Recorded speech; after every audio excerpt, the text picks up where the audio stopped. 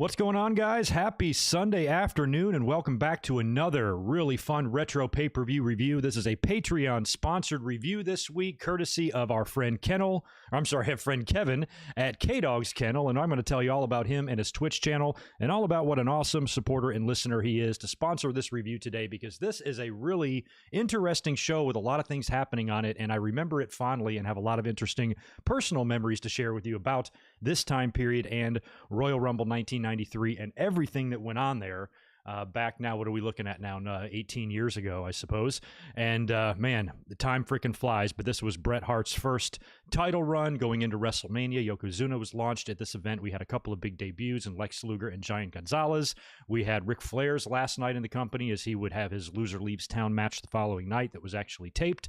And there was just a lot of stuff encompassing the show. And I think it's going to be really fun to talk about it, because as many times as I've seen the show over the years, it was still fun to go back and watch this again. And when Kevin had sponsored this review and donated to have this done, I was almost laughing and thanking him, because I'm like, it's a night off. I mean, I remember everything about this time period. So it's not going to take any more than just a slight refresher for me to go through and watch this pay-per-view again to kind of drudge up all these old memories and stuff. So this is going to be a really fun review to do. I made it a point here to try to come up 1 hour prior to the Impact Rebellion pay-per-view that does go live here at the top of the hour, and that's featuring the big Kenny Omega and Rich Swann title for title match.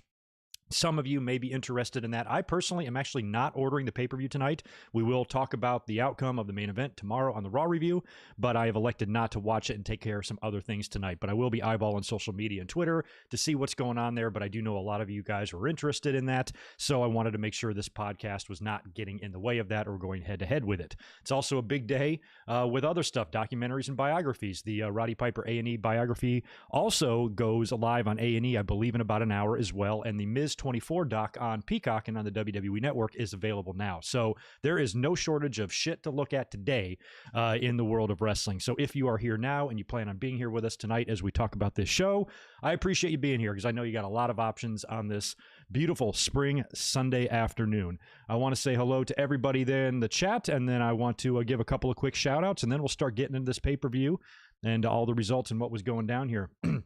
I want to welcome James and Melissa, who are the first two to hang out in the chat. Good to see you guys as always. Gerard is here as well. No, sir, this was not Bret's first title defense. He had many title defenses. That was actually the story when he first won the title. He was like the fightingest WWE champion ever. So not only was this not his first or his second, it was probably about his 15th or 16th. He defended the title a lot. Saturday Night's Main Event, TV, house shows, everywhere. And you're right, at Survivor Series 92 against Shawn. But no, Bret had taken on a lot of challengers by this point, by the time he got to Razor, which was kind of the story there, you know, that he's kind of burning the belt at both ends, and eventually he's going to run into somebody bigger and badder, which he would at WrestleMania 9. So not too great of a fond memory for me, but some of this other stuff is. And there is K-Dog's Kennel. That is Kevin. He is the one responsible for this review. By the way, let's just talk about him right now. Longtime listener and a really great guy. He is on Twitch, and he does a lot of Twitch streaming and things like that. I checked out his channel. Great stuff. So I'm still plan and would like to venture into the Twitch universe. It's just been really hard for me to follow through on that, even though I now have and purchased the equipment to do it. It's just been hard for me to really locate the time to do it. But I have surfed around the platform a little bit, and Kevin's got a great channel. So if you like just to kind of hang out, play video games, chill out, relax, there is not a more chill guy on planet Earth, I don't think, than Kevin. Check it out. The link is right in the description below. Kevin, you're also welcome to throw it here in the chat as well. But if you scroll down to the description, very top of the description, the first thing you'll see is the link to Kevin's Twitch channel. So please go click on that, subscribe, follow him, and make sure you keep track of what he's doing, because he's a great guy, and he picked one hell of a pay-per-view today. So Kevin, thank you again, dude, for all you do. Appreciate your support and your patronage through all these years. He's one of our top Patreon supporters as well. You're the man, and thank you for this one, man, because it's gonna be pretty awesome. Other than that, let me knock out a couple of more hellos. How easy? Good to have a monkey wrench in here. During yesterday's Fucked Up I Lost My Notes podcast, we didn't have any mods in the chat, so that was a little bit nerve-wracking, but we were fine. Good to see you in here now, How Wheezy, and thank you to everybody that did hang out yesterday and entered to win the Sami Zayn t-shirts. We did pick winners for that today. Colin Sturcio, I have your information. I hit you up on Twitter for your address. The other one was Dre L. I don't know if he's responded to the post I put on YouTube or not, but I'm looking for him. Dre, if you see this or if you see any of these posts, just hit me up at my email. and let me know your address so I can send that t-shirt out to you. And I appreciate everybody that participated yesterday, hung out, and entered to win the shirt in the contest. That was all a lot of fun. Mike Witt is here. Good. I'm glad you're here, Mike, because I know you remember a little bit of this time period just like I do. King of the Ring 96 would be fun. I have a lot of fond memories of that one, too, watching that on pay-per-view with a couple of my friends, Shawn and Davey, and Austin winning the King of the Ring. Austin 316 was born that night. It was only a couple of months after that I had gotten my Austin 316 shirt in the mail. Probably around the end of 96 is when I finally got my hands on one of those. That was a great time period. And it was an interesting time because this was just a month after the curtain call. Hall, Nash, they were all gone. Triple H was in the doghouse, and times were changing. And I've often compared 96 WWE to WCW because I feel like around that time the rosters had swapped. 1996 King of the Ring featured Vader and Goldust and Steve Austin and Mark Marrow and so many former WCW stars that were now there. And Pillman was a big part of that show. Excuse me. So to see a lot of the WCW stars from the early 90s in WWF and vice versa was a pretty interesting time in 96, and I'd be down to do that. So June is coming up. I think doing some King of the Rings reviews or at least watch-alongs would be awesome. Welcome back, David Brown. Glad to see you back, man. Sorry to hear about that. I know you informed us of that unfortunate news yesterday. Appreciate you being here, and our thoughts are with you, my friend. Michael Pitt is here. We got John as well, and Nathan and Charlie right on. So we'll go ahead and start jumping into this pay-per-view because I don't want this podcast to run too long. If we get through the results and there's a lot of people here and we're chatting, we'll hang out a little bit longer. But otherwise, I think this will be a good, fun, solid hour-long review of the Royal Rumble 1993. So let's get into that here right now. WWE Royal Rumble 1993. I got the date as January 24th, 1993 on this from the Arco Arena in Sacramento, California. The attendance is listed at around 16,000, but that is not just a kind of an estimate number there. Looked to be a sellout from what I could tell. Not a huge building, but still had that Royal Rumble energy. I think this was probably the last Rumble where you really had that true Rumble energy because by the next year, Bobby was gone. I think the next year on commentary, it was like Dibiase and Vince after all these years of, of Gorilla and Bobby and stuff that helped make, especially the previous two, 1992, especially with Ric Flair winning.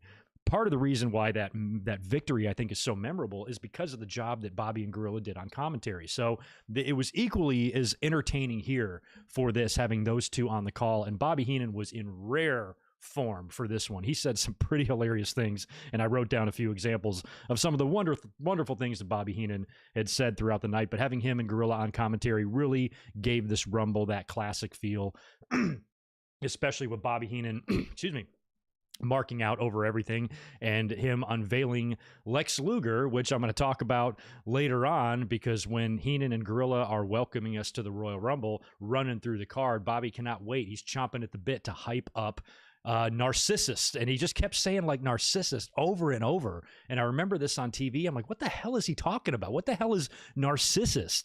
And because you never saw it written down, it was only coming out of Bobby Heenan's mouth.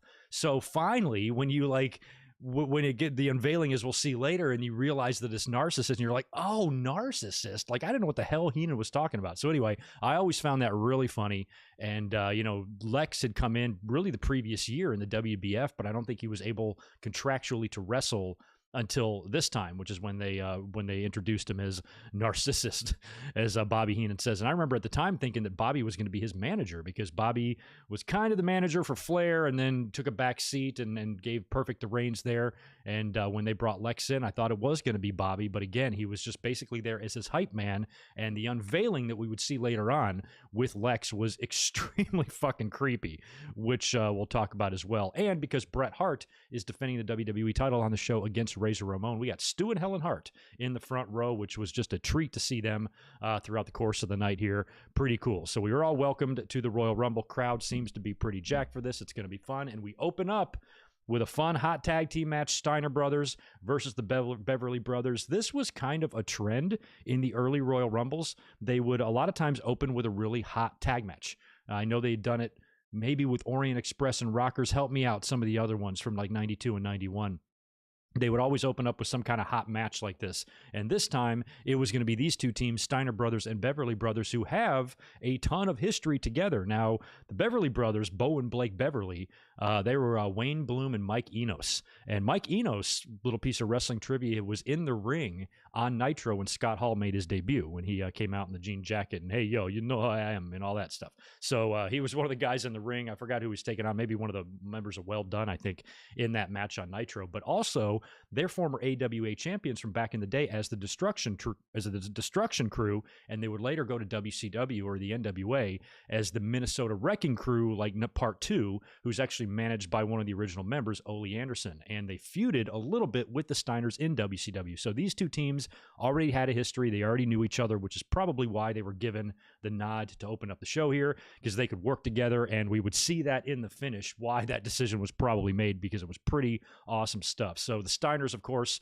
they start out hot. I always loved the Steiners at this time. I loved them in WCW as well, but I actually think, even though the majority of fans primarily, I think, feel unanimously that the Steiners' run in WWE was a little bit underwhelming. Yes, they became champs, but they weren't as dominant, and they didn't develop a legacy like I thought they would. But I still loved the team. I think of all the different Steiner brother, all the different years that they wrestled, their time in WWE was my favorite. I loved their presentation. I really liked their theme music. They had cool theme music in WCW because it was customized, but in WWE, I kind of like that collegiate type of theme music. Plus, they brought legitimacy and like a credibility to them. And coming off an era in the 80s where we had great tag teams, I thought they would have fit in great in that era.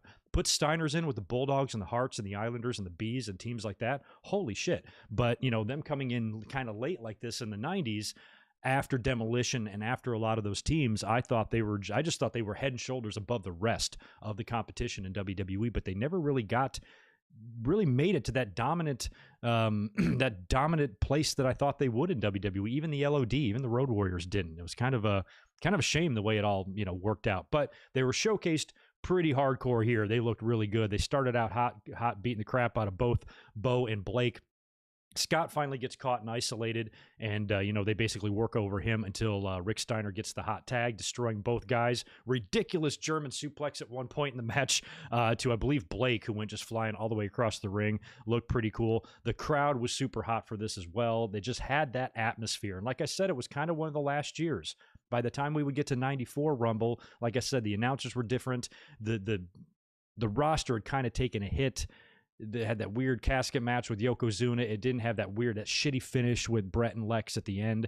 It just didn't have the same feel as a lot of these, Rumbles that felt like bigger events. So I feel like this was really the last one, and the audience and the way the crowd was reacting to a lot of these matches really reminded me of how great these early Rumbles were. Beverly Brothers go to hit their finisher, kind of like a Doomsday Device type of thing, but they miss it. And Scott Steiner hits an absolutely picture-perfect 10 out of 10 Frankensteiner onto Blake Beverly, I believe, or Mike Enos for the win. Absolutely perfect. You could tell he had taken that move before and just came over perfectly, because as awesome as the Frankensteiner was to see, especially for that time, it's nothing big now, but for that time to see him do that a lot was a pretty cool move. But it's tough to execute it flawlessly. It's really hard. You probably got about a one out of every 20 times you execute that move, you're going to hit it perfectly. And these two guys hit it perfectly. It looked so good. Bobby Heenan back in these days had that brain scan telestrator thing where he would draw on it. He tried to draw something or illustrate something on the replay, but it was broken. He goes, "Give me a new machine," or whatever. They would resurrect this when he would leave, and Jerry Lawler, I think, had something similar. What did they call his? Lawler had the same thing. The Brain had the brain scan, and the Lawler had, I forgot what the fuck his was called, but you remember, right? He'd draw on it. Big technology back then. But Lawler could actually draw because he's an artist. But Heenan was mad that his brain scan was broken. That was pretty funny. Next up, we had the Intercontinental title match. This was pretty interesting for the time because of the history here. This is Shawn Michaels defending the Intercontinental title against Marty Gianetti. Now, about a full year prior to this, a little bit less than a year, was the barbershop incident, where, Rockers officially split. Shawn Michaels kicked Marty Gianetti in that awesome super kick, picked him up and threw him through the glass window. Marty Gianetti tried to escape by diving through the window is what really happened. And that had took place way back in 1992. Shawn was on his own for a long time. He got up with Sherry during that point, won the Intercontinental title, did a whole bunch of stuff for months and months and months up until 1993. And then, or might have been even late 92 when Gianetti turned back up, and then Shawn is on TV. I think he just got done winning a squash match or something, and he's dancing in the ring, and that was back when Sherry had the mirror. And then the camera just cuts to the outside. You see Marty Gianetti hopping over the barricade, and he just casually just kind of walks up into the ring, and I think it was perfect on commentary, and Vince maybe like, holy shit, that's Marty Gianetti, and he gets in the ring, and he's standing behind Shawn, but Shawn sees him, sees his reflection in the mirror, and he turns around, and Marty's all hyped up, and he just basically beats the shit out of Shawn. So they waited all this time to bring Gianetti back to now finally challenge Shawn Michaels for the title. And I remember at the time thinking that Marty was going to take the title from Shawn, just based on like how the storyline was going, because, you know, Shawn got even more heat when Marty was kicking his ass. And he picked up the mirror, and he goes to hit Shawn with the mirror, but Shawn pulls Sherry in front of him, and Sherry gets the mirror shattered across her head. And she is such a badass because she took that shot from the mirror full blown like one of the men would. Took a hell of a bump during that whole spot on TV there. So that kind of set the stage for this match. And this match has got a lot of controversy too, because this led to Marty Gianetti's firing from the company. Right after this, they let him go. And I guess the word is there's been several different versions of this. The most recent version that I remember was a shoot interview Marty did with Hannibal not too long ago, within the past couple of years. And Marty is an extremely fucked up individual now, and he's just a complete mess, but he seemed to have it relatively together in this interview. And he talked a lot about this situation. And basically, he claims that him and Shawn had worked the house show loop trying to perfect this match. They were doing this match every night. And by the time they got to the final house show ahead of the pay-per-view, whatever town it was, he said they put on an absolute masterpiece, to the point where all the boys were watching. They got a standing ovation through the curtain when they went back, and they were ready to rock for the Royal Rumble. But apparently Vince McMahon wasn't too happy with the match these two guys gave here. This match was not bad, as we're going to talk about.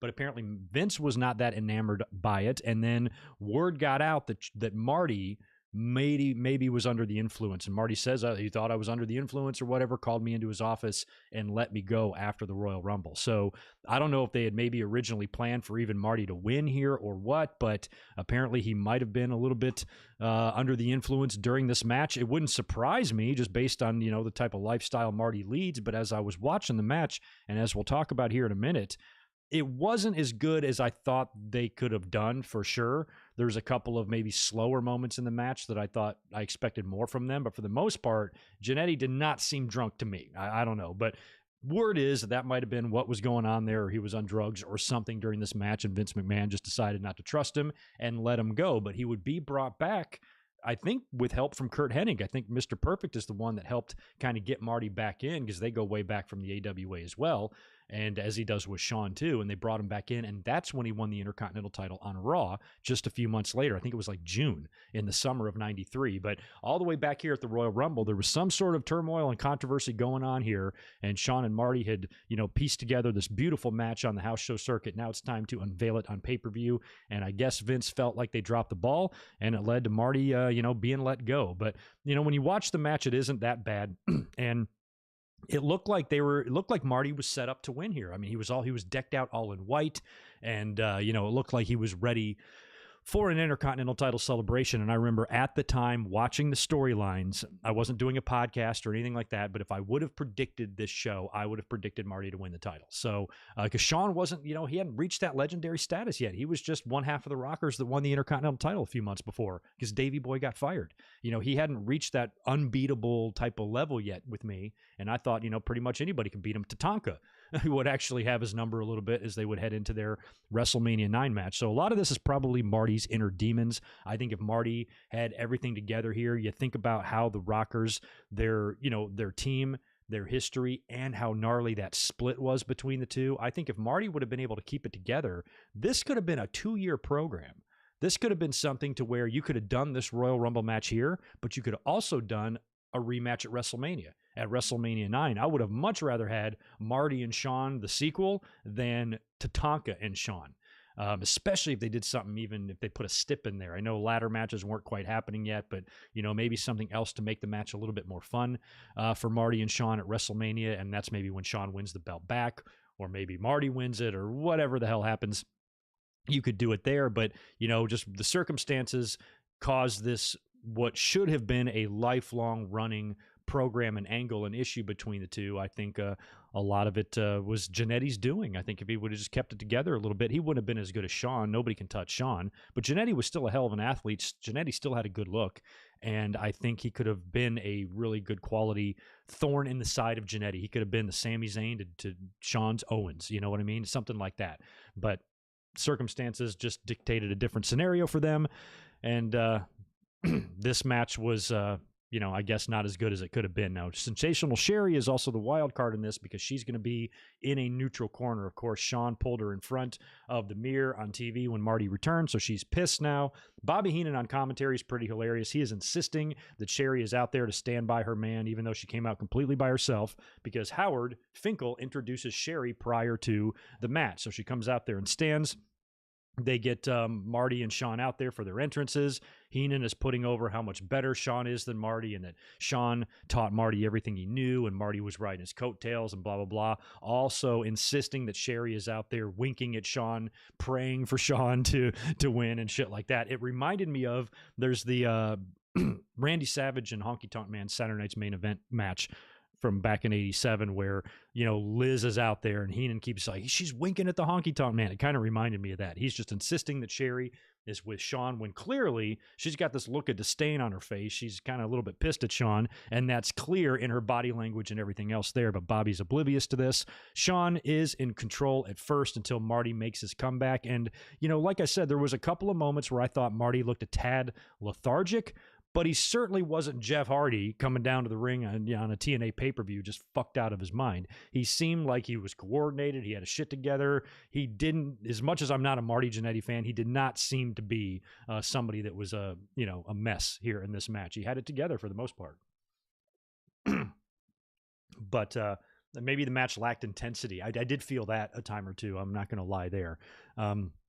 But anyway, we get to the point where Shawn finds himself on the outside of the ring. He comes face to face with Sherry, and she just unleashes a huge slap on him, at which point Heenan tells Shawn that he should retaliate by slapping the teeth out of her mouth, which Heenan says some fucked up shit on this entire show, which is pretty funny. A couple of great near falls, too, in the match near the end, which I knew we would see here. But what makes a lot of these near falls from this time period with wrestlers like Shawn, Marty, or Bret was Bobby Heenan with the no, no, no, no, no. When it 1, 2, instead of like Vince go, no, he got him, or however Vince would always say it. Heenan would add a little bit of that. Like he actually is invested in it. And that's what made his commentary so good. He could watch a lot of these high action, high paced, fast paced matches, and he would watch them in the same sort of mindset that he would watch Ric Flair in the 1992 Royal Rumble, where he is just all in on the action. He did a great job of putting over the match here, despite maybe the lackluster quality of it.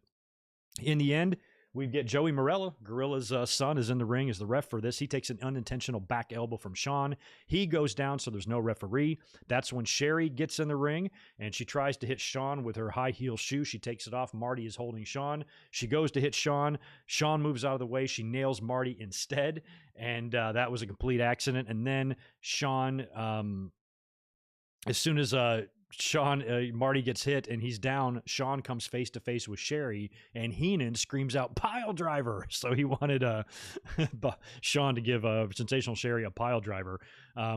Instead, she kind of gets out of the ring. Shawn hits a very not so good looking super kick onto Marty, kind of in the chest, not even up in the face. Didn't look too good, but even at this time, he really wasn't using that as his finisher yet. He was still a year or two away from that. But crazy sell by Marty. He basically kicks Marty, who protects himself with his arms, into his chest, but Marty still does like an inside-out flip to sell the kick, and Shawn pins him for the win. So that wasn't executed well. I don't think the finish was done that well. But, other than that, I certainly didn't think this was a stinker of a match in any way, shape, or form. The crowd seemed to be into it. Bobby Heenan and Gorilla told a hell of a story during the thing. So I thought it was okay, but I will admit that I thought they probably could have done better, and probably did do better on some of those house shows. So Shawn escapes with the title here. After the match, he's leaving. He's hightailing it back to the back because Sherry, when she was upset that she hit Marty, she leaves and runs to the back, and she's in the backstage area there with Mean Gene Okerlund, who's attempting to get an interview with her. He even yells at her. He's like, Sherry, damn it, settle down, get a hold of yourself. And she's screaming and like just losing her fucking mind. She's not saying anything, only screaming. Shawn runs out there to try to confront her. Marty follows, attacks Shawn. We get all the officials back there. You see Pat Patterson and everybody else and all the referees and Bill Alfonso and guys like that all trying to separate everybody. And that was the end of the segment. So a wild scene there for the Intercontinental title. And that would be the end of Marty and the company until June when he would turn back up and beat Shawn for the IC title in the Manhattan Center on Raw.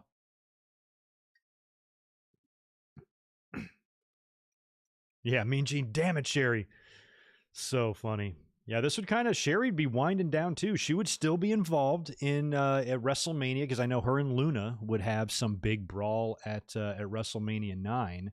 And then after that, I don't remember her too much in the company after that. She'd be off to WCW with Harlem Heat and shit by the time they got around to maybe 94. So she was about, I think even maybe near the end of 93. I think she made the jump over there with Bobby Heenan and Mean Gene and Sherry. They all kind of seemed to go around the same time-ish. Because Sherry was there with Flair, I think. She was Sensuous Sherry or some shit like that. So she was even there with Ric Flair around 94. So yeah, she was winding down her stint in the WWE as well. And yeah, Sherry was awesome. So many great memories of her from when I was a kid. Giving me the funny feelings as a little kid. You know what I'm saying? Yeah, Doink, did he have a match on this show? I think he might have been the Dark. He might have been the Dark match. Yeah, I agree, John Dennett. I did not like Shawn's old finisher at all, that weird-ass suplex. And they were just trying to figure it out for him. I mean, even the super kick he was using in matches a lot. It didn't become, it's not like he just pulled it out. He just said, I'm going to take this move I already use and make it my finisher. And no, people were kicking out of it all the time prior to him deciding to make it his finisher. Which I always thought was funny because, like, what, did your leg get stronger or something? Or is it just making it the fact that it's a finisher? All of a sudden, you can't kick out now. What's up, Amato? Good to see you, man. Bunch of frosty beverages, a tad bit late, but I'm here. That's all right, man. You're not that late. We are only two matches into this card here. We still got the title match, a couple of other matches, and the big Royal Rumble match to discuss. That's right. She was Sister Sherry with Harlem Heat. Sensuous Sherry, I think, with Ric Flair. She was all over the place. Sherry was the best.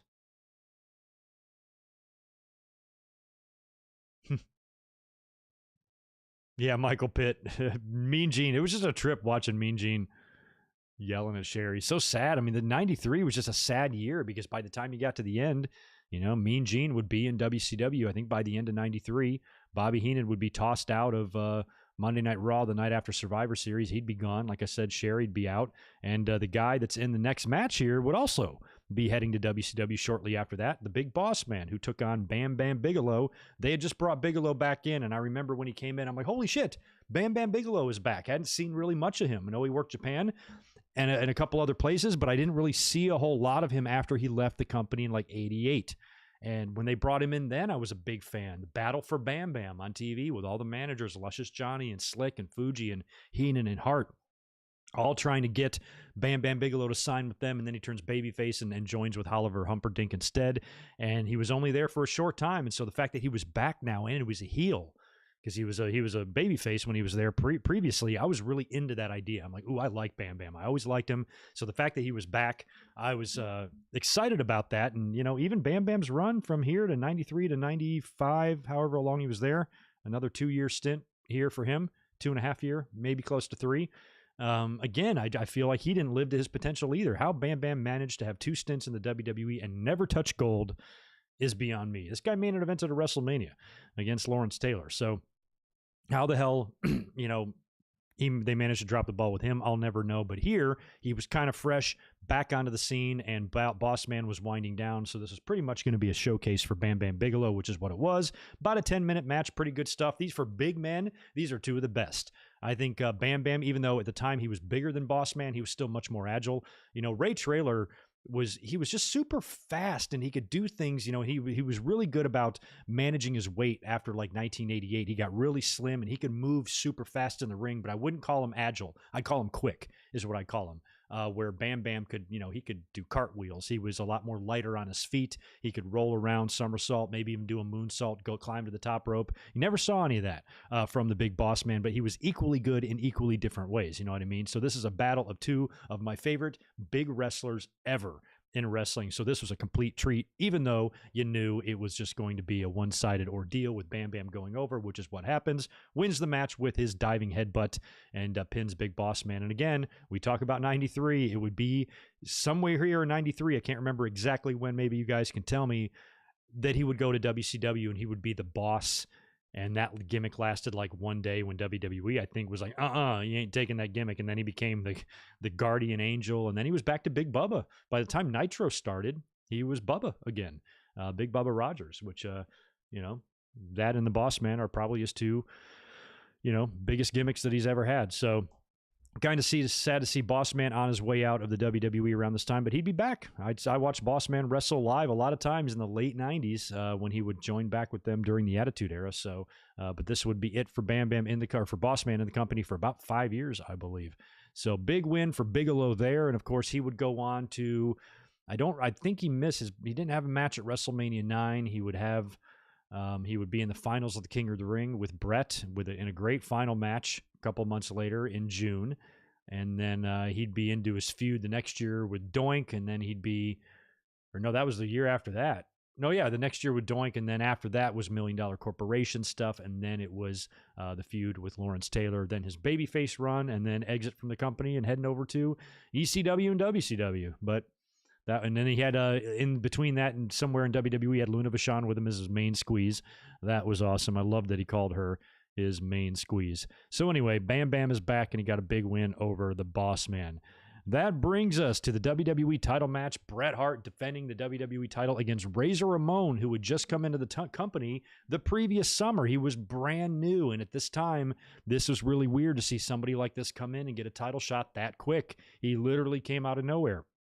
And they were running the vignettes for him on TV, and then he debuted, and pretty much right off the bat, he was in the main event situation in storylines with Ric Flair, when he would be Ric Flair's tag team partner at Survivor Series, taking on Macho Man and Mr. Perfect. So he was brought in huge. I guess and Scott Hall just had a great look. I can't believe WCW never did anything with him either when he was there as the Diamond Stud. He had the look, the size, everything. He was a good wrestler. And Scott, he had respect back then. So, they brought him in and they immediately put him kind of near the top. And here he was getting a title match against Bret. And I had to be honest, I wasn't sure. I mean, I was already surprised as it was that Bret even won the title to begin with, because I was a huge Bret Hart fan. It was almost too good to be true.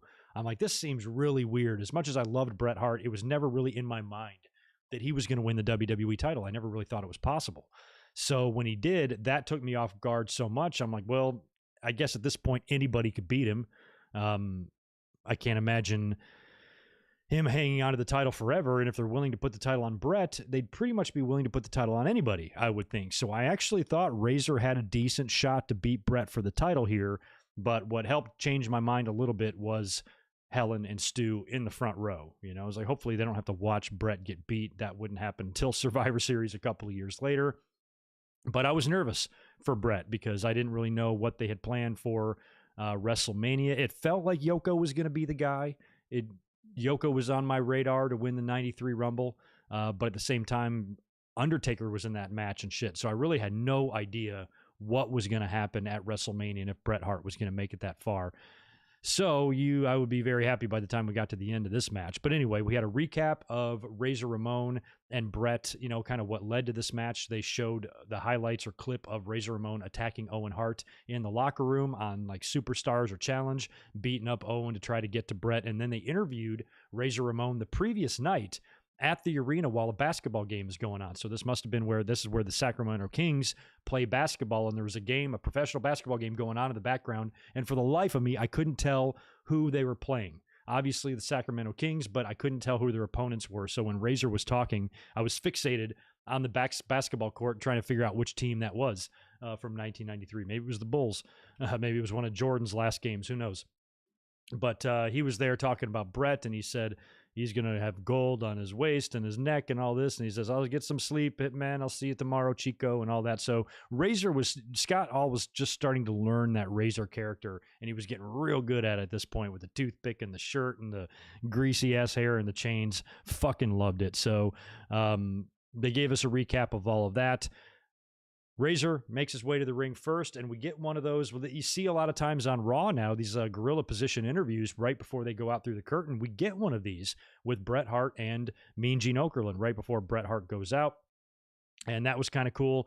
Bret vows revenge on Razor for everything that he's done. So not only is he going to go out there and successfully defend his title, he's going to beat the shit out of Razor and get revenge on him in the process, which was pretty cool. Makes his way to the ring, comes out, greets his mom and dad in the front row. Very good. I always loved the way Bret Hart looked with that title. He looked so good. And I loved it when he was wearing all pink. He had the all pink tights and the pink jacket, and he had the belt on, and it just looked so good. I was so in love with that character presentation back in those days. That's why Bret was my favorite. Part of it was his look. I just thought it was a really cool look for 90s. You know, you walk around and look like that now, people look at you like you're crazy. But back then, it was pretty awesome, I thought. And nobody made that Winged Eagle title look better than Bret Hart did. It just looked fantastic on him. So that was all cool to see him coming out just in those good old days. I'd do anything to go back to that time period. One of my favorite parts in the beginning was when Bret does his trademark giving away the sunglasses to a little schmuck in the front row. And he gives the sunglasses to this kid, and Razor sees it and he goes, oh, I'm being rude. I need to give the kid something too. He goes up to the ropes and takes the toothpick out of his ear, and he just flicks it right at the kid's face. That was hilarious because he wanted to give the kid something too. Jesus, that kid's probably 25 years old now or older. That was funny. Got a big kick out of that.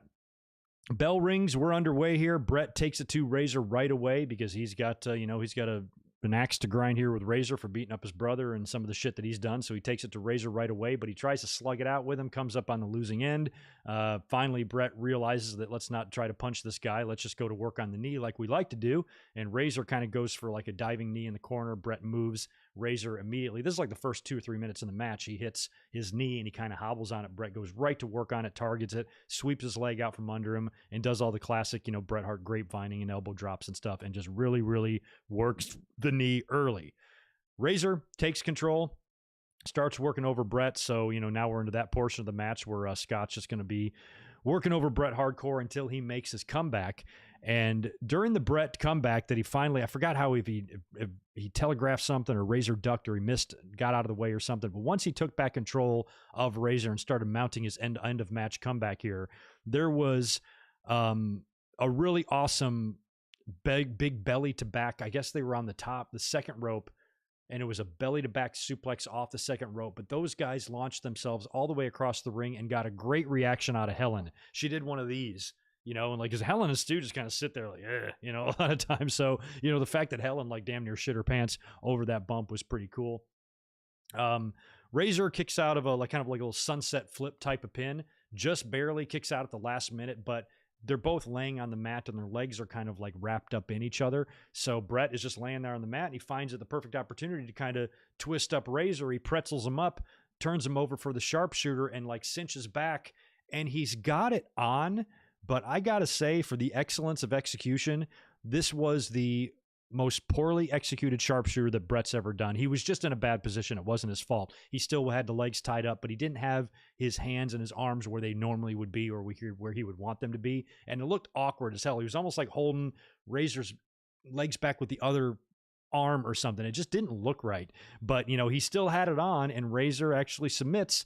And there's no tap outs back then, but he gives up and referee calls for the bell. And Bret Hart, thank God, successfully defends the WWE title in what was a really good match. This is the first time these two guys had really worked together. They might have done some live events, but they weren't too familiar with each other by this point. And this is a brand new opponent for Bret. And Bret was such a good champion because up until this point, as we talked about earlier, he had worked with so many different guys. He had defended the title against Shawn, against Kamala, against Papa Shango, Virgil, who else? Razor here. He was just, he could work with all different shapes and sizes. And I think that's a lot of the reason why they put the belt on him to begin with, because he was versatile and he could adapt and shit. And I thought they had a pretty good match here for the first time they hooked up together. I wish the finish could have been a little bit better.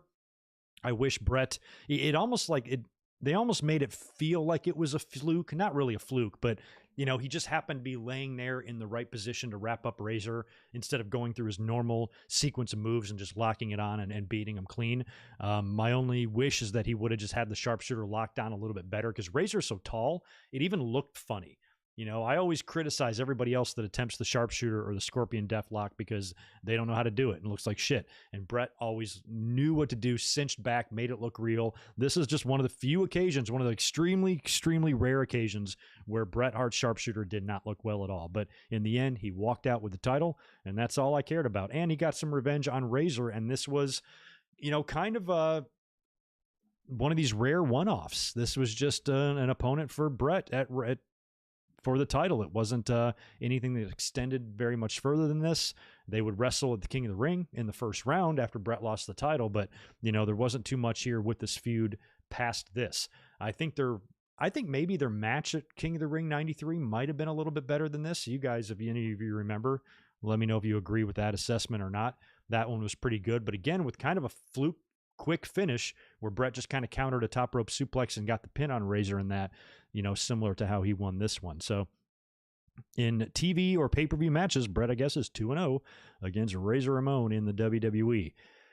And after that, prior to the big Royal Rumble match main event, we get Bobby Heenan's time to shine. He's been chomping at the bit to do this all night, and this is when we finally get the unveiling, like I said, of Narcissist. And I just laugh so hard at this over and over. Every time they would talk about this on TV, I didn't know what a Narcissist was. I just thought, I guess it's some weird, edgy sounding name for this new fucking guy or whatever. I can't remember if I knew it was going to be Luger or not. But then finally, when we get to the Royal Rumble, or wherever the first time I actually saw it written down, Narcissist Lex Luger, I'm like, oh, that's what he was saying, Narcissist. He just made it sound so weird. I don't know why. He just cracked me up with that shit. So anyway, so now it's time. Bobby is down there like on the stage or something, and he's got the mic, and he's like, it's now time for the unveiling of Narcissus. And they start playing that old Lex Luger music. And they've got the mirrors there, and it's unveiled to be Lex Luger, because up until this point, Bobby Heenan hadn't said Lex Luger's name either. He had only said Narcissus. So as soon as Luger comes out, he goes, Lex Luger. And I'm like, oh, it's Luger. Okay. Luger had been in the previous year, actually did an interview at WrestleMania 8, you know, live from his suite or something when he was part of the WBF. And that was when he couldn't come in as a wrestler, but WWE was able to bring him in under a WBF contract. Now he's available to wrestle, so they brought him in with this gimmick, with apparently Bobby Heenan maybe going to be his manager here, which to me made a lot of sense, because this is the type of guy that Bobby Heenan would manage back in the day. There's two that comes to mind that are very, very similar to him: Paul Orndorff and Ravishing Rick Rude. Both body guys, both, you know, Mr. Wonderful, you know, looked at himself, look at my muscles, and Rick Rude was so ravishing and so sexy and all this shit. So Bobby Heenan really liked these men with sex appeal, I guess, or these men with fabulous bodies. And it is absolutely a joy to listen to Bobby Heenan put this motherfucker over on the mic. Oh my God, show us some more. Show us the arms. Show us the back. Have you ever seen legs like that in your life? I mean, he's just going on and on and on. It is the funniest fucking thing, especially now watching it. Maybe at the time, I wasn't thinking that much of it because Bobby's fucking nuts anyway, but just listening to him to like literally jizz himself over how fabulous and magnificent and oily and smooth that Lex Luger looks is one of the most entertaining things I've ever seen. Luger gets a chance to talk, and of course, Bobby Heenan is targeting Mr. Perfect. They've had some history. Perfect recently turned on him, so now he's brought in Lex Luger to kind of get some revenge. Luger cuts a promo on Perfect and talks about that he's going to kick his ass or whatever. They would actually work at WrestleMania 9 against each other. And the whole thing ends in the best way. After Luger's done talking, Bobby Heenan says, okay, Lex, give us some more. And then the music starts playing, and Lex is doing all his poses. And as the music's playing, the curtain is lowering, and Bobby is trying to get in every last remaining word that he possibly can, to the point where he's following the curtain down. And the whole segment ends with Bobby Heenan on his knees in front of Lex Luger as the curtain closes on the two of him, with Bobby screaming out, oh yes, oh yes. It has to be seen to be believed. It's fucking unbelievable. So please go back and watch the unveiling of Narcissist. and get back to me and call me in the morning because it's fucking great. So anyway, that by far was easily the funniest part of the show to me. Of course, Luger, this bullshit they would do with him would only last up until the summer as well, because Hogan would be back on Raw just like a week or so after this, heading into WrestleMania 9 in that tag match. Then he would come out and crash the main event, win the title.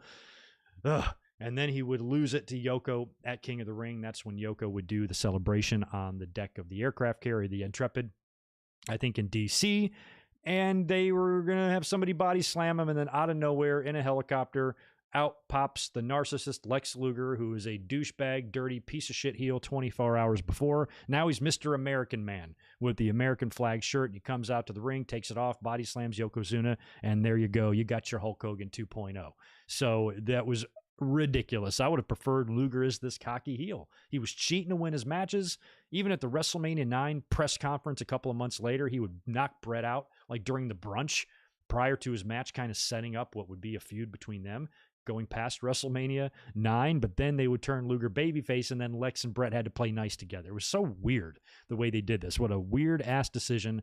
You know, as much as I'm not a big Hogan fan, there is only one of that motherfucker, and you cannot recreate him.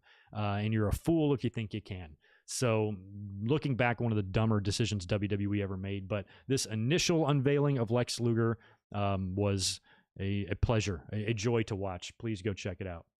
You won't be disappointed. After that, we had Caesar and Cleopatra making their way to the ring because, of course, WrestleMania, they're hyping this up to be in Las Vegas at Caesar's Palace, and they come out there to make some proclamation, and they were already starting this pageantry and all this nonsense that they would do for the world's largest toga party there in a couple of months, and that all started here with Caesar and Cleopatra, and they would be back at the end of the main event.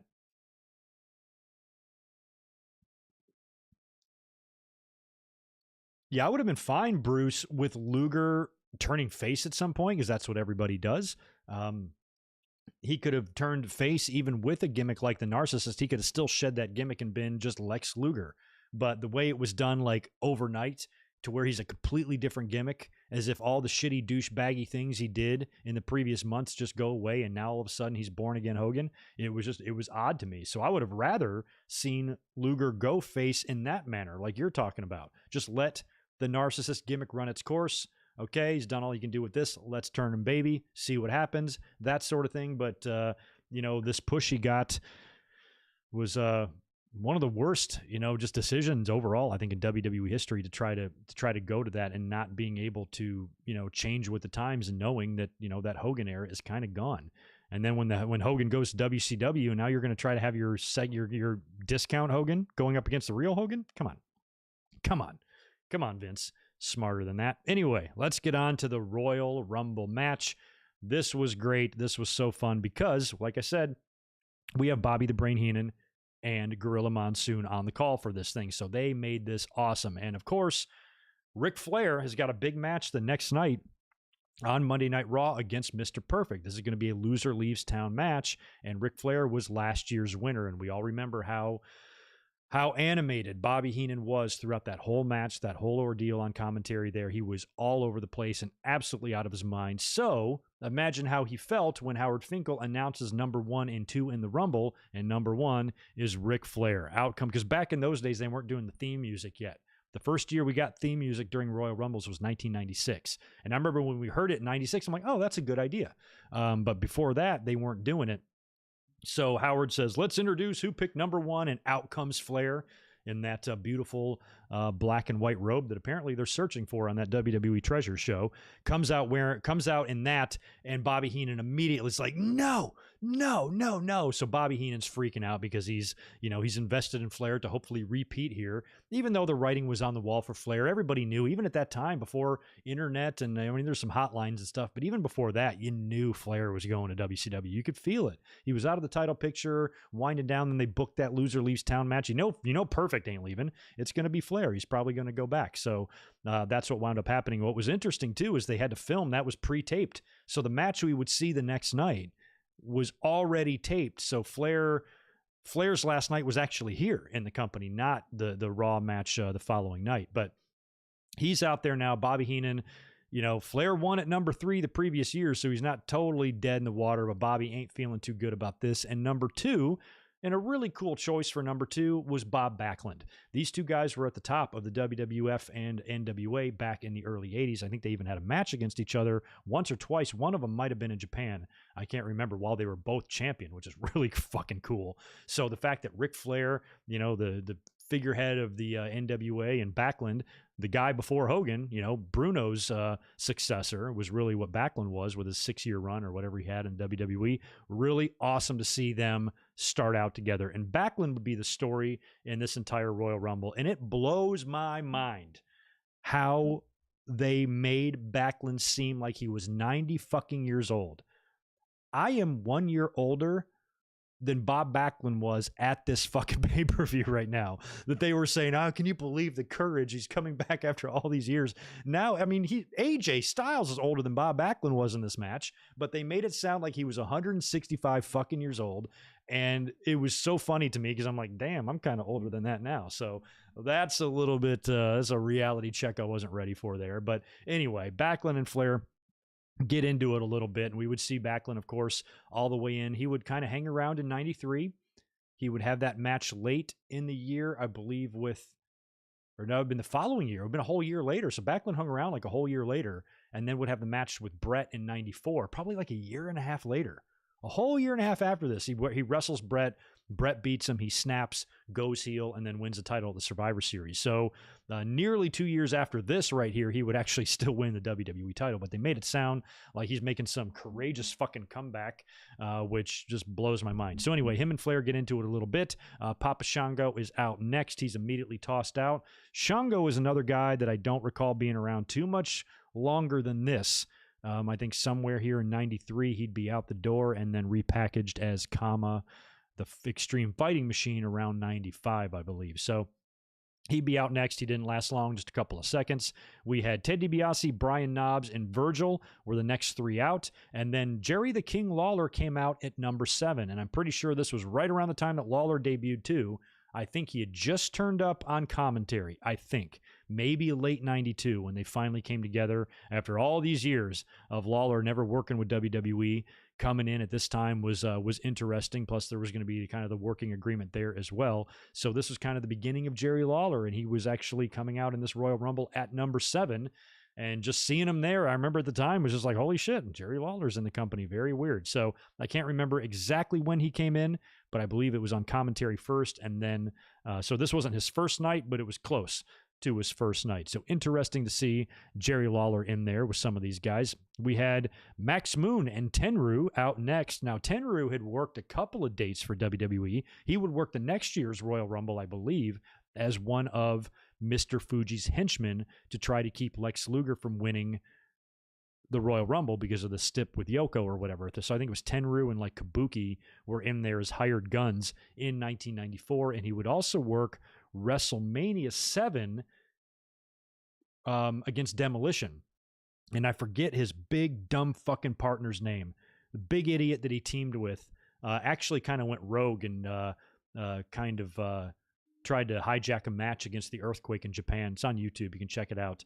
Didn't want to do business and was trying to shoot with him or whatever. And he kind of got blacklisted, I think, from wrestling after that. But Tenryu was out in this one. He didn't do a whole lot. He was just in there to be there. And then we get Mr. Perfect out at number 10. Bobby Heenan loses his goddamn mind. Of course, Mr. Perfect immediately goes after Ric Flair and attacks him, beats the shit out of Flair, and Bobby just doesn't even know what to do. He's freaking out. He's standing up. Oh my God, oh my God. And within, I think, 2 minutes, I think one person came out.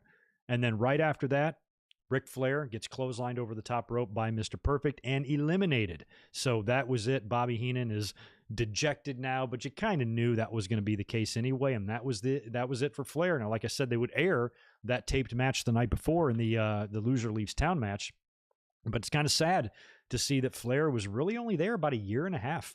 Came in mid to late 1991, and then won the title in 92 and had that full year, and by the time we got to Royal Rumble 93, he was gone. So just like that. But Gorilla Monsoon, he had an interesting point here. He goes, imagine if Ric Flair does win the Royal Rumble, but then loses the career match the next night. You know, you're not getting the shot at the WrestleMania because, you know, you're going to lose. So Ric Flair was in a no-win situation here. Like, even if he won the Rumble, he could still lose his shot at WrestleMania. So Gorilla was sure to point that out.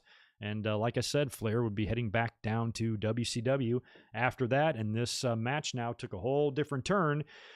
And there's a whole different set of circumstances now with Flair out of this thing. So after that, we get Skinner, Coco Beware, who came out in his fucking overalls and his MC Hammer pants that he was working with Owen Hart, which looked hilarious, and he was doing a lot of funny dancing as he came to the ring.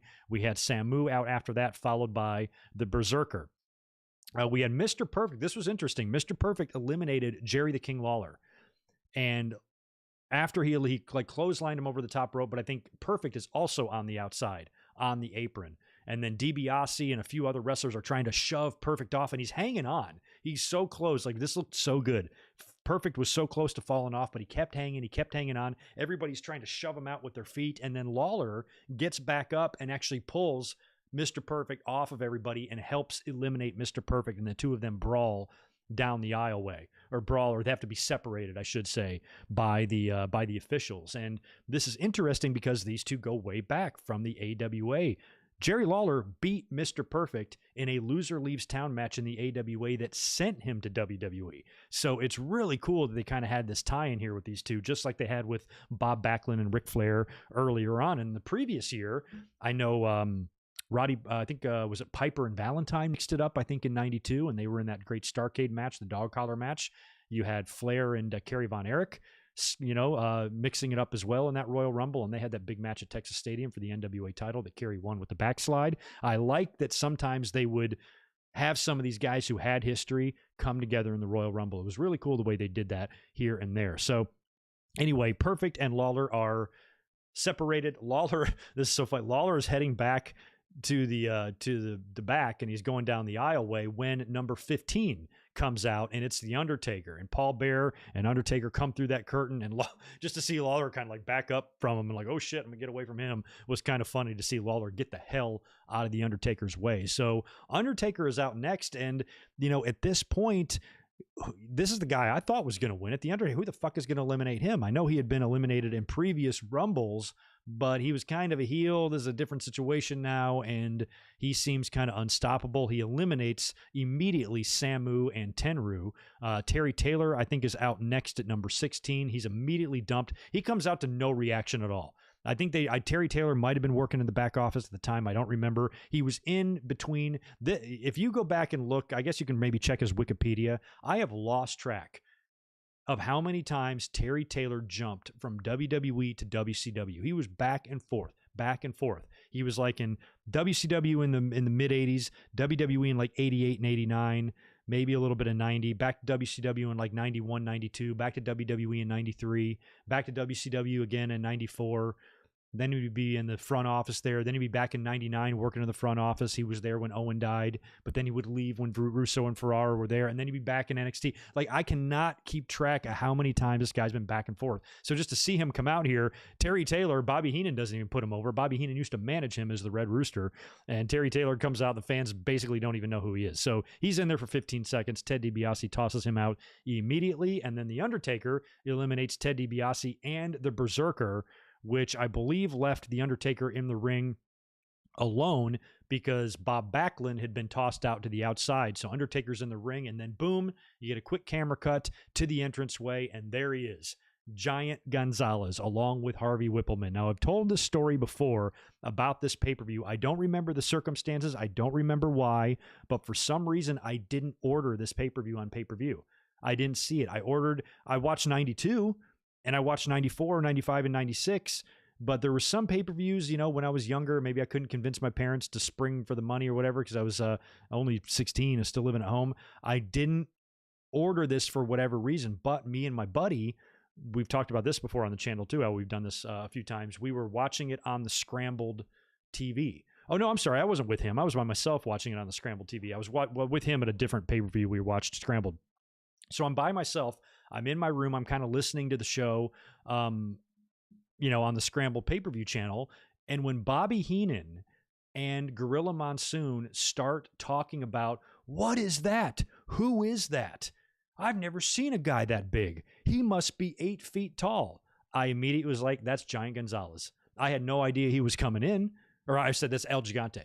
I was like, I had no idea who was coming in, never heard any rumors. But in wrestling, when you hear two announcers saying, holy shit, that guy's 8 feet tall, the only person I could think of was El Gigante. And I hadn't seen him on WCW in a while. And I remember thinking consciously out loud, I betcha that's El Gigante.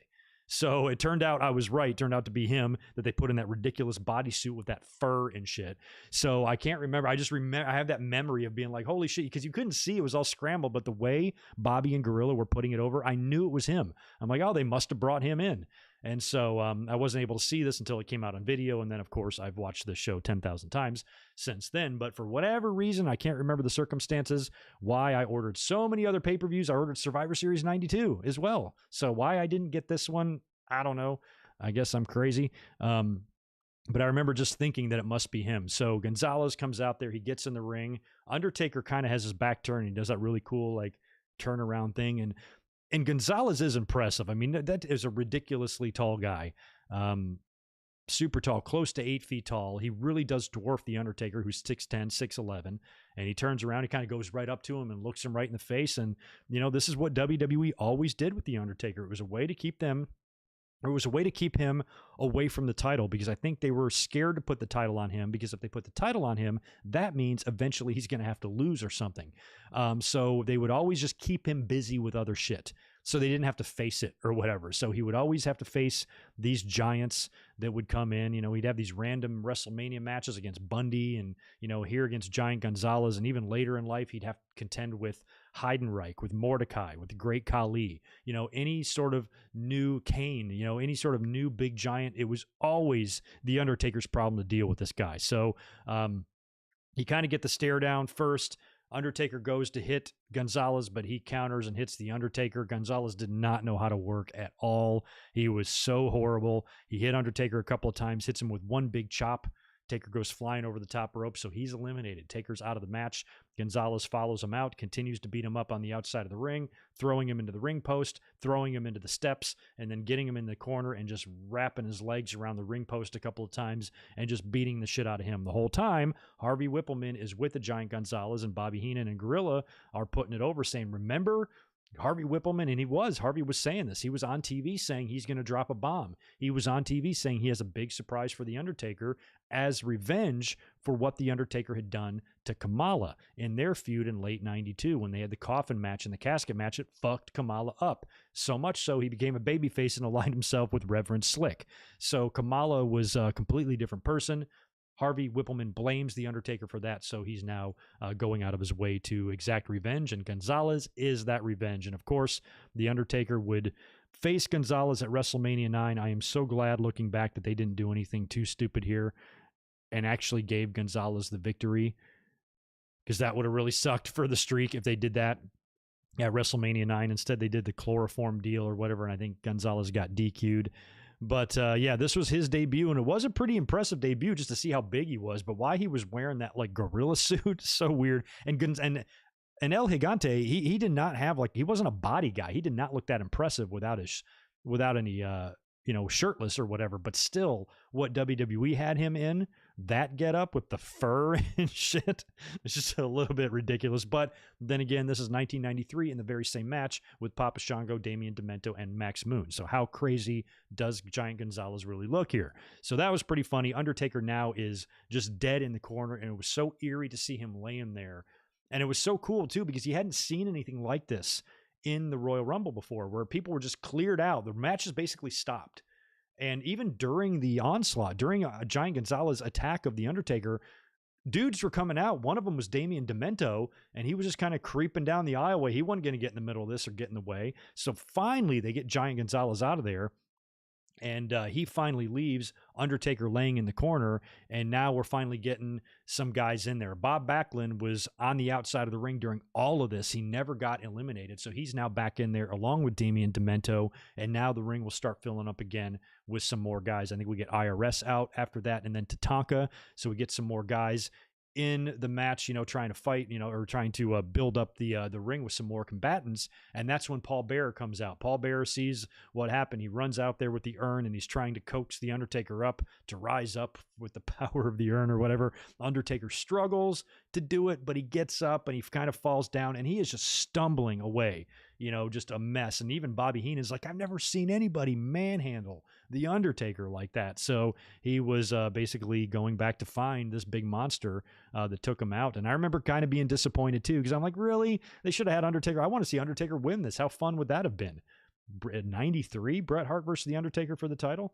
That would have been, if anything else, a fucking interesting match. Might have been the closest thing they had in the company at that time to like a Hogan and Warrior, at WrestleMania 6. I say try it, man. But they didn't. Anyway, once we get some guys in there, like I said, IRS and Tatanka come out to join Demento and Backlund. We get Jerry Sags, Typhoon, Fatu, and the Earthquake all out at numbers 20 through 23. We get Carlos Colon out at number 24. I always get a kick out of it when Gorilla Monsoon calls him a youngster, because even during this time, I think Carlos was like in his mid-40s, and he says, there's a lot of heart in this youngster. And of course, Carlos Colon is the promoter down in Puerto Rico. He is the father of Carlito, and this is, I guess, his only appearance in WWE. They put him in the Hall of Fame, did they not? Pretty sure Colon is in the Hall of Fame. So yeah, he was out there, random person to put in this Rumble. Fans didn't know who the fuck he was. We had Rick Martel and Tito Santana out at 25 and 26. So the former Strikeforce were out there. They go after each other, of course. Big giant ovation a little bit later on for Bob Backlund after he makes the save. I think Tito was trying to eliminate Bob Backlund over the top rope, but he just clings on. By this time, Backlund is just spent. He's just dripping sweat. He's beat red from all the abuse he's taken, and he's just clinging to that rope. And Bobby Heenan yells out, he's like a spider monkey or whatever, just really putting over how good Bob Backlund looks. And Bobby Heenan has the line somewhere in here because they're talking about Bob Backlund being 40, and Bobby Heenan goes, I hope I look that good when I hit 40, which I fucking popped for. That's why Bobby Heenan is the absolute best. So anyway, fans are really on Bob Backlund's side here.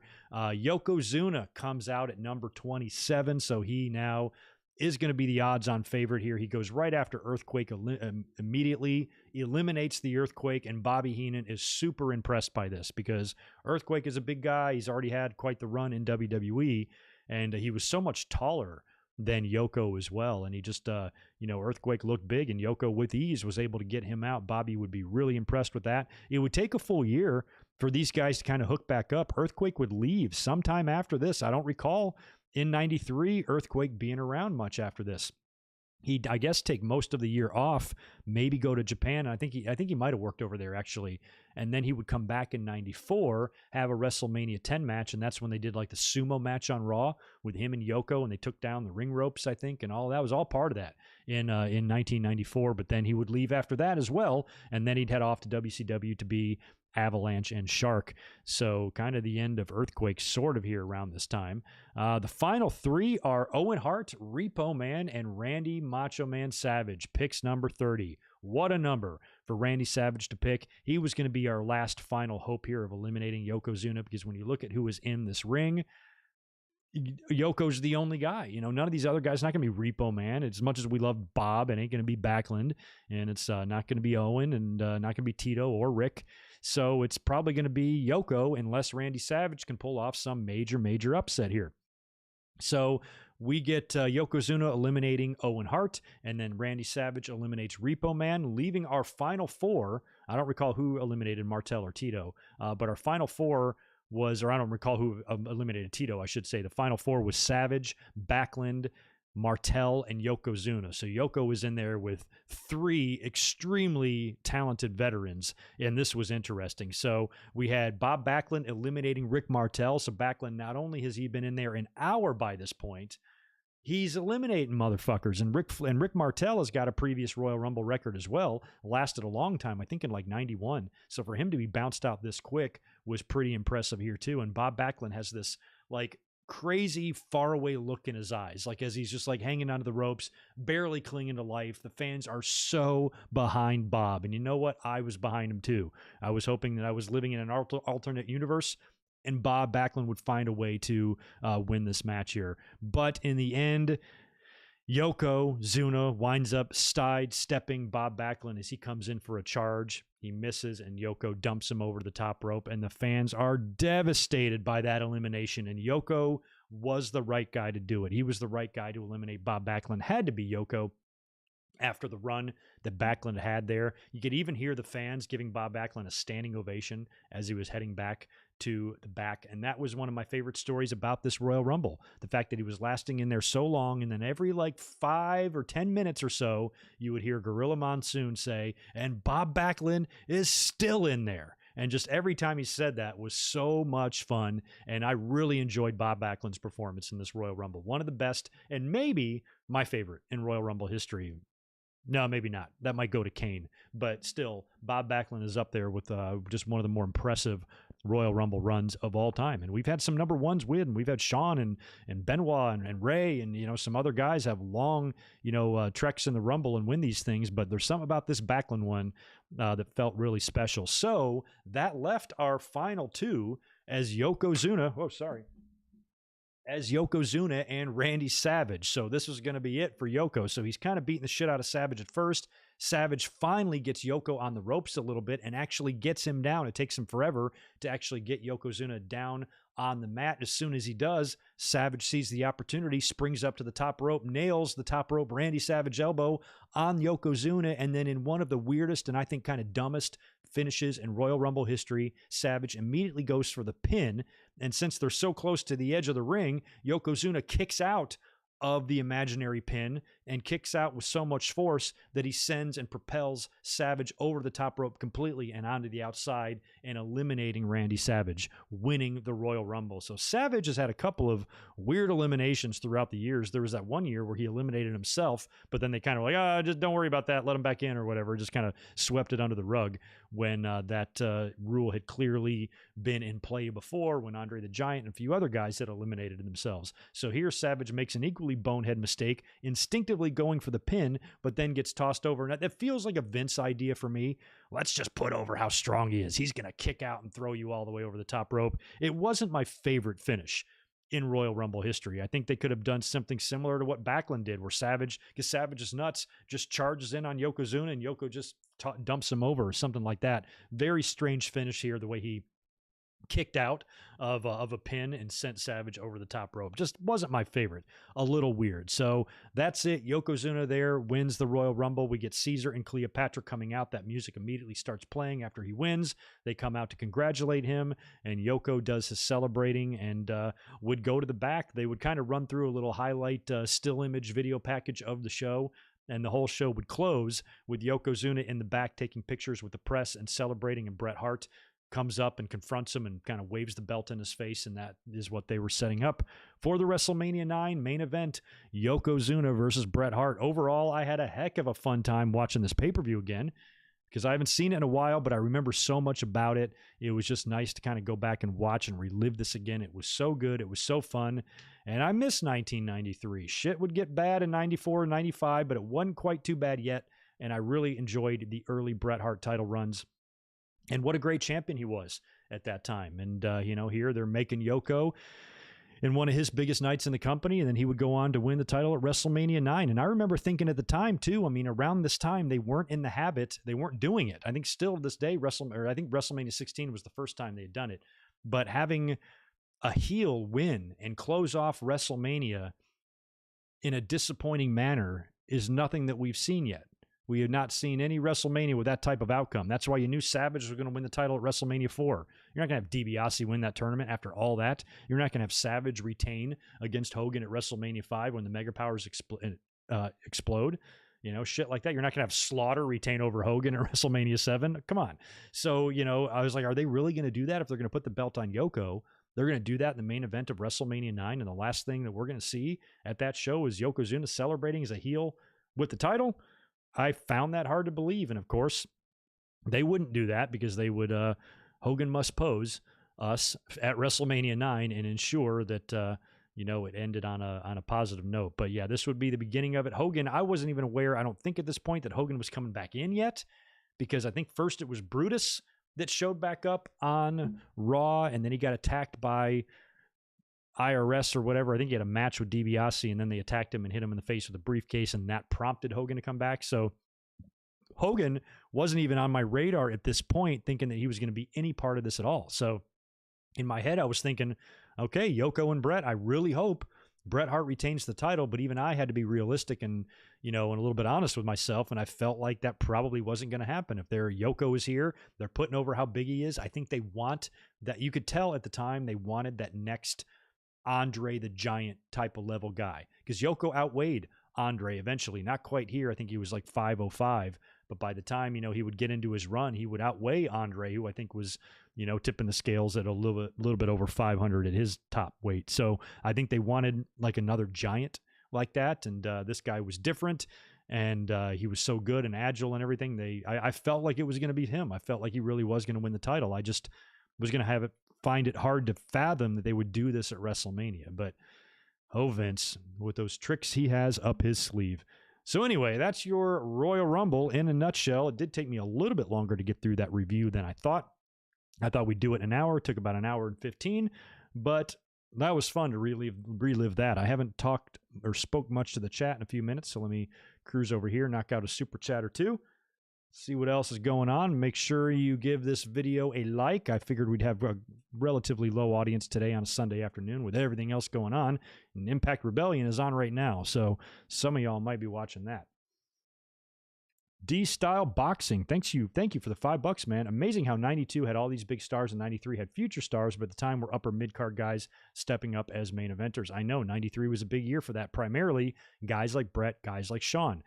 Bret had just kind of gotten to world title point, but Shawn still in the Intercontinental, and he would go on to, do so many big things. Interesting time indeed. Oh, Maka, the stare down between Gonzalez and Taker at WrestleMania 9 was awesome. Undertaker's entrance was eerie. I did like that with the crow or whatever on the thing. That was awesome. And then the gong went off, and then he came back after being chloroformed or whatever. So weird. If Carlos Colon was wrestling in the Attitude Era for WWE, his finisher definitely would be the colonoscopy. For sure.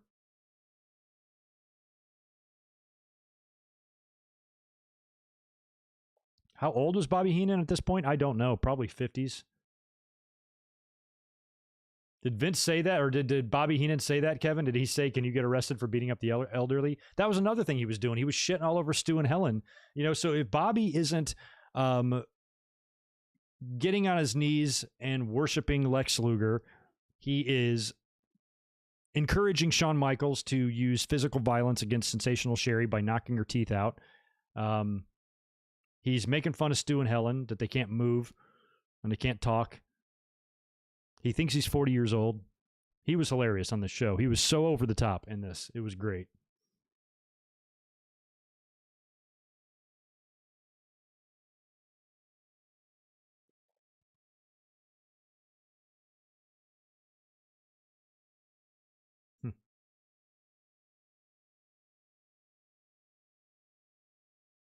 Bret, who's Michigan? Bret versus Michigan would be a fitting main event, as Savage had headlined 2 WrestleManias and was in a maybe you mean Macho Man. Maybe you mean Macho Man, not Michigan. I agree, because that would have been the better pick there. I would have loved this. That would have been a good torch passing moment. I think Savage would have been game for that. They did wrestle in this time period, I think, one time, but it would have been awesome if that was a pay-per-view like Randy Savage and Bret Hart. That could have been good, especially if you put Bret over and really solidify him as a top guy in the company. You could go with that babyface main event. I would have probably preferred that. I really did like Yokozuna, don't get me wrong, but at the same time, when you're young like this, the heels aren't really your favorites. So I wasn't that enamored with the idea of having Yoko as champion. I think a much more fun match would have been Bret and Randy, or Bret and Taker. It took forever for WWE to finally pull the trigger on Bret and Undertaker. It's like they didn't want to. It took them until 1996 to finally get those guys in the ring together, because they didn't want to have to deal with who to put over. Like Taker doesn't lose, but, Bret's Bret. So what do we do there? We just got to kind of keep them away from each other. That's why Undertaker always seemed to be busy with other things before finally they were like, okay, now we've lost so many guys, Hall and Nash, we kind of have to put the belt on Taker. But other than that, in 96 and 95, Taker was just feuding with people. He was feuding in 94 with, the $1 Million Man and the fake Undertaker. And then in 95, he had Bundy and $1 Million Corporation, and he was in King Mabel, and then in 96, he's feuding with Diesel and Mankind. It was always shit like that. Finally, at WrestleMania 13, they're like, okay, let's put the belt on Undertaker because he should be the guy. He is the guy. Damn, it's 5:22. So yeah, we're going to probably wrap this up here in a couple of minutes. Just want to read through a few more of these comments. I would have been fine with Kane winning the 2001 Royal Rumble. His performance was awesome. I loved Austin's, though, too. Austin was an awesome winner, but Kane certainly deserved it.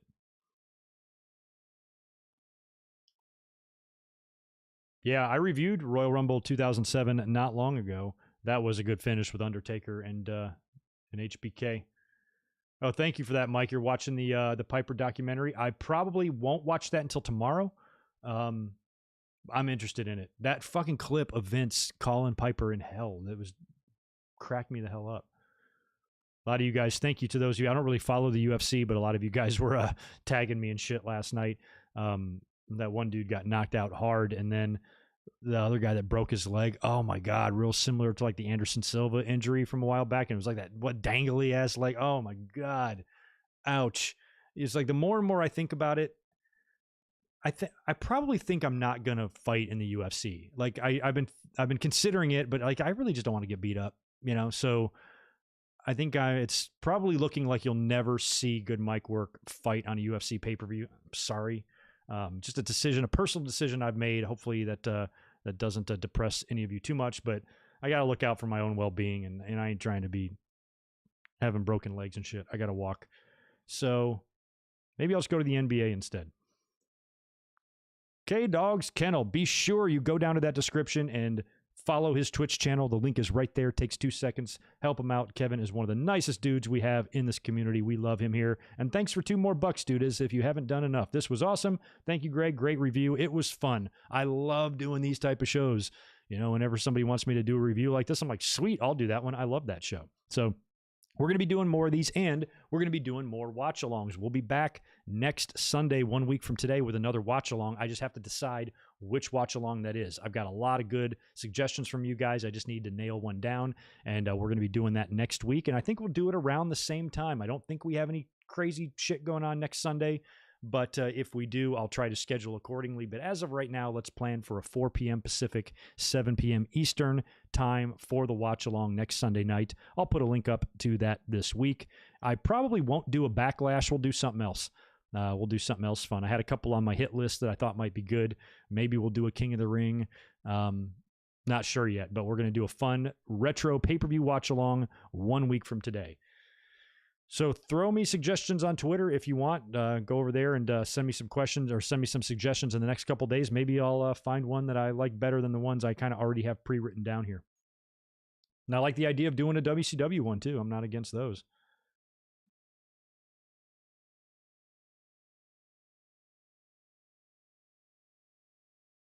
Yeah, the Sid injury, it's similar to that one too. That is yikes. Oh, CM Punk versus me in the Octagon? Well, at least you're giving me a fight I can win. Finally. Otherwise, I'm going to get my ass kicked. So I ain't trying to be in UFC. But yeah, I guess if I have to fight CM Punk, sure, I could probably win that. But anybody else? No, thank you. I'll just stay right here.